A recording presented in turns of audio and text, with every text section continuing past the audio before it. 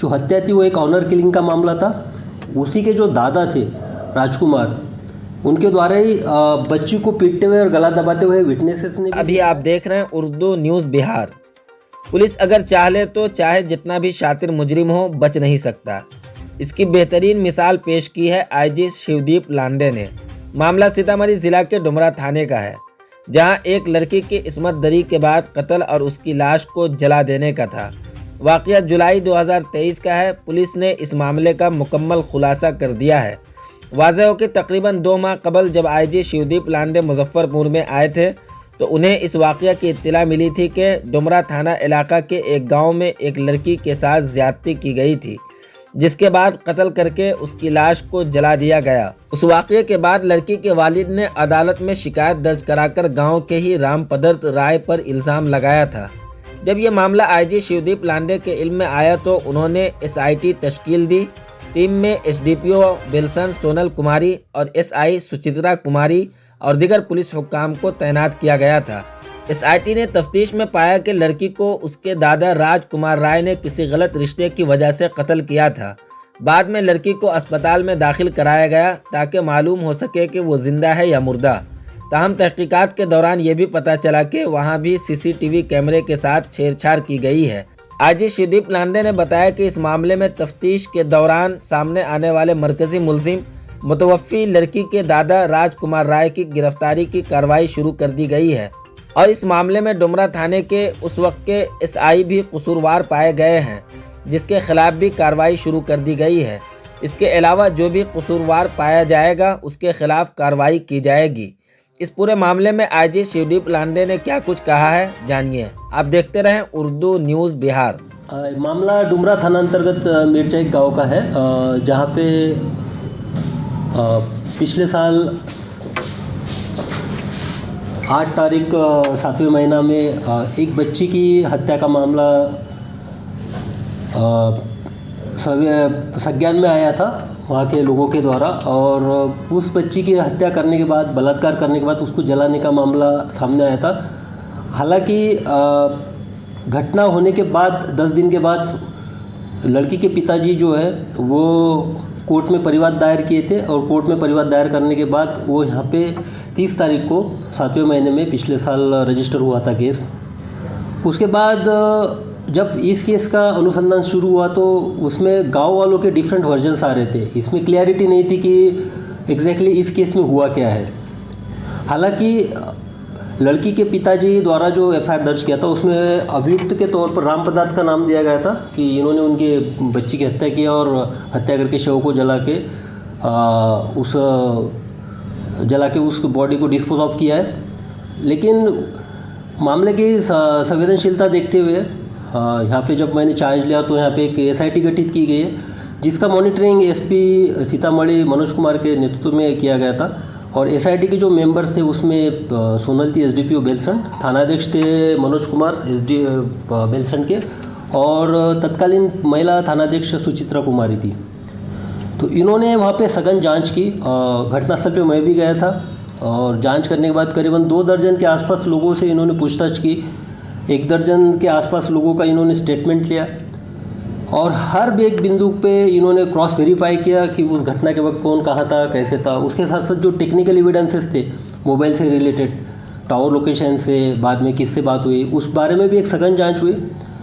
अब सारी जो एक हफ्ता के विस्तृत जांच के बाद SIT एक निष्कर्ष पे पहुंची, जो कि परिस्थितिजन्य साक्षी इंडिकेट करते हैं, यानी सर्कमस्टेंशियल एविडेंसेस इंडिकेट करते हैं कि जो बच्ची को बलात्कार के तौर पे मारकर गायब करने का जो मामला था, उस मामले में कंक्लूजन ये निकलता है कि हालांकि उस बच्ची की जो हत्या थी वो एक ऑनर किलिंग का मामला था। उसी के जो दादा थे राजकुमार, उनके द्वारा ही बच्ची को पीटते हुए और गला दबाते हुए विटनेसेस ने भी देखा है।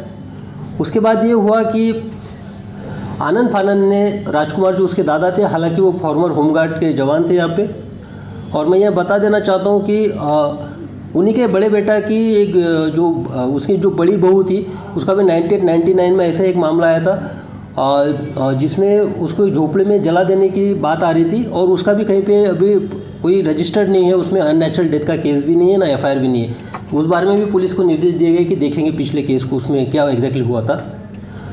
तो उसके बाद ये साक्ष्य आने के बाद ये क्लियर हो गया था कि राजकुमार जो लड़की का दादा है, इसी ने लड़की के एक संबंधों को देखते हुए वहाँ के जो विटनेसेस बता रहे थे उसके तहत एक ऑनर किलिंग को अंजाम दिया है। और जब वो लड़की को लाया गया तो आनंद फानन में लड़की को हॉस्पिटल भी लेकर गया है, ताकि वो देखने के लिए कि भाई ये लड़की जिंदा है कि नहीं है। एसआईटी द्वारा वहाँ पे जाने के बाद हॉस्पिटल का एक सीसीटीवी फुटेज भी दिया गया, लेकिन हॉस्पिटल का जो सीसीटीवी था वो टैम्पर्ड था। स्पेसिफिक कुछ सेकंड्स का वो उसमें वीडियो उन्होंने दिखाया जिसमें कि वो गाड़ी पे लाते हैं 2 लड़के और ले जाते हुए। तो इसमें जो एक साक्ष्य को टैम्पर करने के, इसमें जो अस्पताल की भूमिका, जो हॉस्पिटल वहाँ पे जो भी डिस्पेंसरी है उसकी भी भूमिका संदिग्ध आती है। उसके साथ साथ लड़की को जब लाया गया उसके बाद जो डिस्पोज ऑफ किया गया, उसको नहीं लाया गया, बाद में उसको जलाया गया प्रॉपर तरीके से। वहाँ पे एक जो रिचुअल्स हुए उसमें भी लोग शरीक हुए, कपड़ा लाया गया।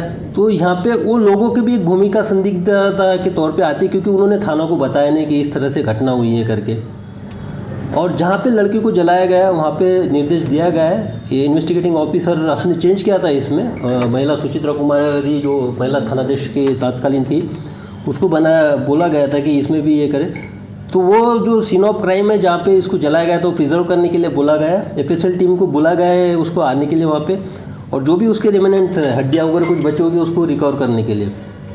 तो जो एक एसआईटी के द्वारा जो विस्तृत तौर पे जांच निर्देश किया है कि राजकुमार को गिरफ्तार किया जाए, और उसके साथ साथ अनुसंधानकर्ता जो इस जो 201 होता है कि टैंपरिंग ऑफ एविडेंसेस, तो साक्ष्य को इन्होंने टैंपर करने की कोशिश की, एक बच्ची की लाश को एक अलग दिशा देने की कोशिश की है, उनके खिलाफ भी कार्रवाई होगी। इसमें जो जिन्होंने इस कड़ी में जो लड़की के केस की कड़ी में जो लोग आएंगे सब संदेह के घेरे में, सबके खिलाफ में साक्ष्य संकलन के लिए बोला गया है, और आगे और भी इसमें गिरफ्तारियां सुनिश्चित करेंगे। भाई, हमने सुना है कि आपका बेटा पढ़ने में बहुत होशियार है। हाँ भाई, क्योंकि मैंने अपने बेटे की पढ़ाई के लिए एक अच्छा स्कूल जो चुना है। हमें भी बताओ फिर, क्या आप अपने बेटे को कौन से स्कूल में पढ़ाते हो? मेरा बेटा तो पढ़ने में बहुत कमजोर है, पर स्कूल की मोटी फीस ही जाती है। आप अपने बेटे का एडमिशन पुपरी के सनशाइन इंटरनेशनल स्कूल में करवाओ।